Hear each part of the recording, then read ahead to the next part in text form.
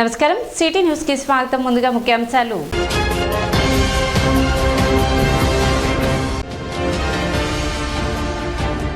పదవ రోజు కొనసాగిన ఆలపాటి రాజేంద్ర ప్రసాద్ ప్రజా పాదయాత్ర.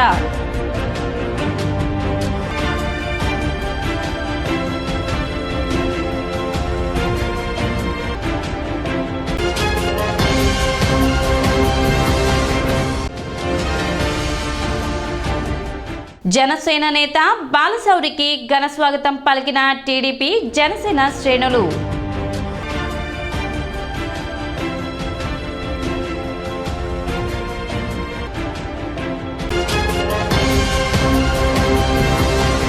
పదవ రోజు ప్రజా పాదయాత్ర బుర్రెపాలెం గ్రామం నుండి ఆలపాటి రాజేంద్ర ప్రసాద్ ప్రారంభించారు. బుర్రెపాలెం గ్రామం నుండి ప్రారంభమైన పాదయాత్రలో పార్టీ నాయకులు, గ్రామ ప్రజలు ఆలపాటికి ఘన స్వాగతం పలికారు. బుర్రెపాలెం నుండి చక్రాయపాలెం వరకు సాగిన పాదయాత్రకు జనం నీరాజనం పట్టారు. సైకో పాలన అంతమే జనసేన టీడీపీల పంతమని, జగన్ ప్రభుత్వ వైఫల్యాలు ప్రజలకు తెలియచేసి భవిష్యత్తుకు భరోసా కల్పించడమే టీడీపీ పాదయాత్ర లక్ష్యమని ఆలపాటి రాజేంద్ర ప్రసాద్ పేర్కొన్నారు. చక్రాయపాలెం నుండి చెదలవాడ మీదుగా జముడు గ్రామానికి పాదయాత్ర కొనసాగింది.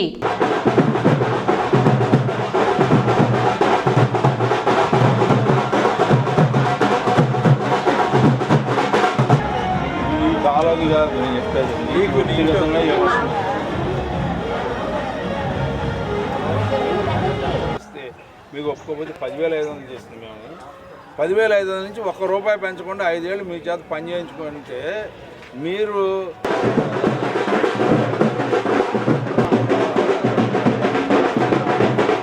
మూడు గ్యాస్ సిలిండర్లు వస్తాయి, ఉచితంగా బస్సు సౌకర్యం వస్తుంది.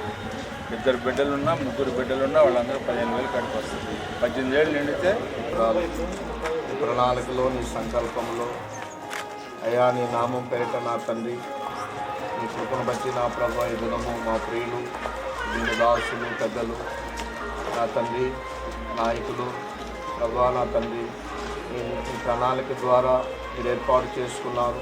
ఇదిగో నా ప్రణాళికలో ఉన్నటువంటి వారిని నేను ఉన్నతమైనటువంటి స్థితిలో ఉంచుతానని వాగ్దానం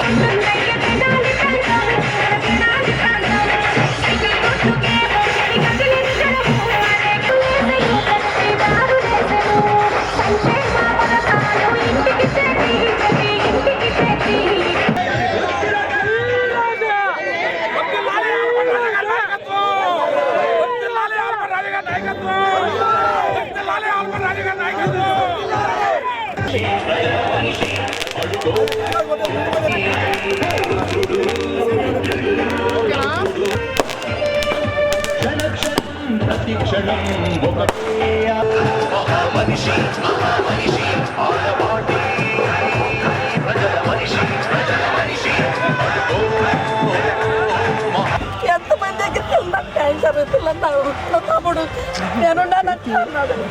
నాకు మీరు క్యాన్సర్ మీరు పెంచిందంతా మీరే పెంచారు. చెప్పుకోవడం ఏంటి? ఇప్పుడు మేము వచ్చినాకే పెంచాము, అది వరకు 7,000, ఇప్పుడు 4,500 పెంచామని చెప్తున్నారు. అది ఎంత నిజం అబద్ధం అసలు ఎవరు తెలియట్లేదు కదండి. ఎవరు మాకు తెలుసు అండి, జనం ఎవరు తెలియట్లేదు. మరి తెలిసి కూడా ఎందుకు అబద్ధాలు చెప్తున్నారు? ఇప్పుడు మరి మేము 41 రోజు ఈ రోజుకి టెంట్లో కూర్చున్నాము, ఛార్జీలు డబ్బులు లేవు అంతా. ఇక్కడ నుంచి రత్నాలు కాడించి నడిచిపోతాం అంతే. అంతే మా పరిస్థితి పట్టించుకునే వాళ్ళు లేరా? మరి పిల్లలకు వంటోడిని 50,000 దాకా రావాలండి మాకు. ఇంతమంది ఇదిగో ఇప్పటికి 7 చనిపోయారు.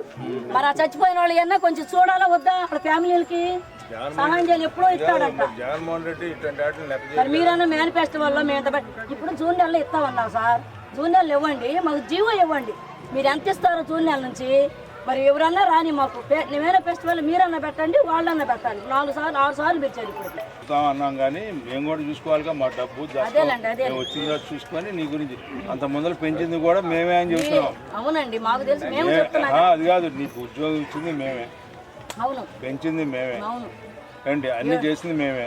ఓట్లు మాత్రం అటేసి గెలిపించారు ఒకసారి అని చెప్పి మీరు మారాలి. ముందల మీ మనసుల్లో ముందల ఇతను పనికి మాలినాడు అనే భావం మీకు వస్తే 40 రోజులు చేస్తున్నా కూడా ఏంటి ఆడపిల్లని కూడా చూడకుండా ఏంటి కడుపు మీద దాన్ని కాలుతో దాన్ని ఈడ్చుకెళ్ళి 7 చచ్చిపోయినా కూడా దిక్కు మొక్కు లేకుండా ఉన్నామేంట్రా బాబు. గతంలో చంద్రబాబు నాయుడు గారు ఎప్పుడైనా ఇట్లా ప్రవర్తించాడనేది ఒకసారి ఆలోచించుకోవాలి. అదేమంటే లాఠీ చార్జ్ చేశారు విజయవాడలో ఉన్నాయనమ్మా, విజయవాడలో లాఠీ చార్జ్ చేయాల. విజయవాడలో మీరు వచ్చి ఆఫీసుల మీద పడుతుంటే ఆపితే ఏంటి అది కమ్యూనిస్టులు చేసిన క్రియ. రాష్ట్ర వ్యాప్తంగా చంద్రబాబు నాయుడు గారి పర్యటనలో అన్ని ప్రాంతాల్లో కూడా అన్ని రంగాల్లో కూడా విఫలమైనటువంటి పాలకుల యొక్క విధానం వల్ల మీదకి వచ్చి వారి విధానాలతో కూడినటువంటి తెలియజేస్తా ఉన్నా.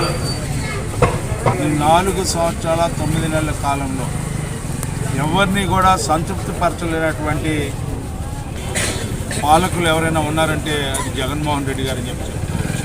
ఎన్నికల ముందు ఒక మాట చెప్పి ఎన్నికల తర్వాత అబద్ధాల మూటలో అప్పచెప్పినటువంటి నాయకుడు జగన్మోహన్ రెడ్డి గారు. చంద్రబాబు నాయుడు గారు చేసిన వాగ్దానాలు నీటి మూటలుగా మారుతాయని చెప్పడానికి ప్రయత్నిస్తూ ఉన్నారు. ఎన్నికల్లో 2024లో మద్యపాన నిషేధం చేయకపోతే నేను ఎన్నికల్లోకి వచ్చి ఏ మహిళను కూడా ఓటు అడగను అన్నాడు. ఈ రోజున ఏ మొహం పెట్టుకొని వస్తాడు ముఖ్యమంత్రి జగన్మోహన్ రెడ్డి గారు అని చెప్పినాడు. వాళ్ళ ఉద్యోగస్తులను ఏమని ఓటు అడుగుతాడు అని చెప్పి నేను అడుగుతా ఉన్నా. 3,000 రూపాయలు పెన్షన్ అన్నాడు, ఇవాళకి చేశాడు 5 ఏళ్ళకి పెన్షన్ 3,000 రూపాయలు. ఏం సమాధానం చెప్తాడని చెప్పి నేను అడుగుతా ఉన్నా. పిల్లలందరికీ చదువు అన్నాడు, పై చదువులు చదువుకునే వాడికి నేనే బాధ్యుని అన్నాడు. కేజీ టు పీజీ అన్నాడు.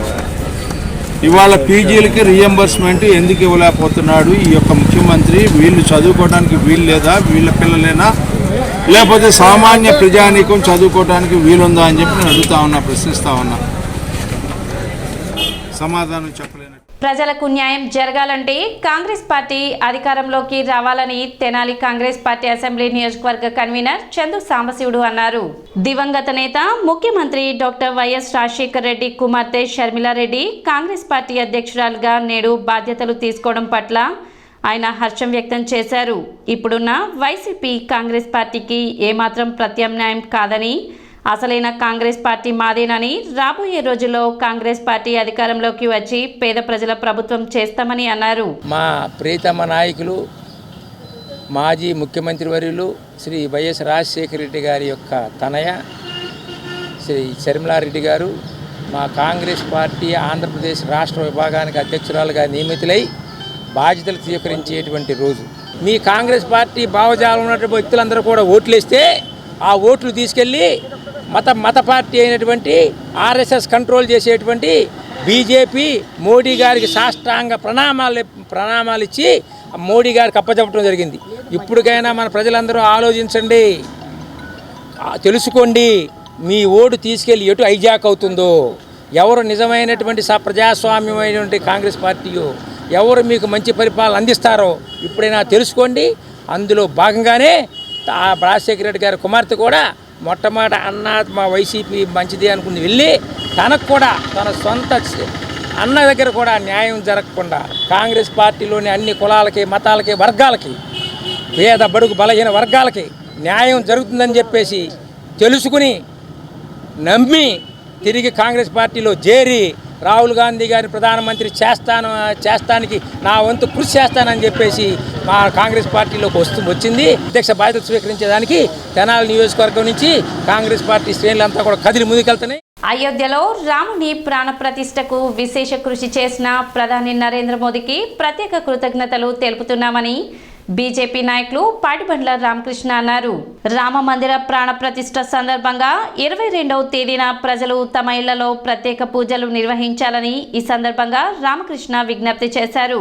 అటువంటి రాముడి జన్మస్థలమైన అయోధ్యలో శ్రీరామ మందిరాన్ని రేపు శ్రీ నరేంద్ర మోదీ గారి చేతుల మీదుగా రాముడి యొక్క విగ్రహానికి ప్రాణప్రతిష్ఠ కార్యక్రమం జరగబోతూ ఉంది.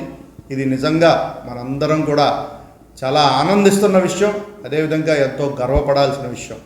ఎందుకంటే కొంతమంది ముష్కరుల చేతిలో కొన్ని శతాబ్దాల క్రితం ఆ మందిరానికి ఏదైతే అవమానం జరిగిందో ఆ అవమానాన్ని ఇన్నాళ్ళు మనందరం భరిస్తూ వచ్చాం. ఈరోజు దేశం తలెత్తుకునేలాగా గర్వపడేలాగా యావత్ హిందువులు గర్వించేలాగా మన ప్రధాని శ్రీ నరేంద్ర మోదీ గారు రేపు ఆ విగ్రహానికి ప్రాణప్రతిష్ఠ చేసి మనందరినీ కూడా రాముల వారిని దర్శించుకునే అవకాశం కల్పిస్తూ ఉన్నారు. ఈ సందర్భంగా ప్రధాని శ్రీ నరేంద్ర మోదీ గారికి ప్రత్యేకంగా ధన్యవాదాలు తెలియజేసుకుంటా ఉన్నాను.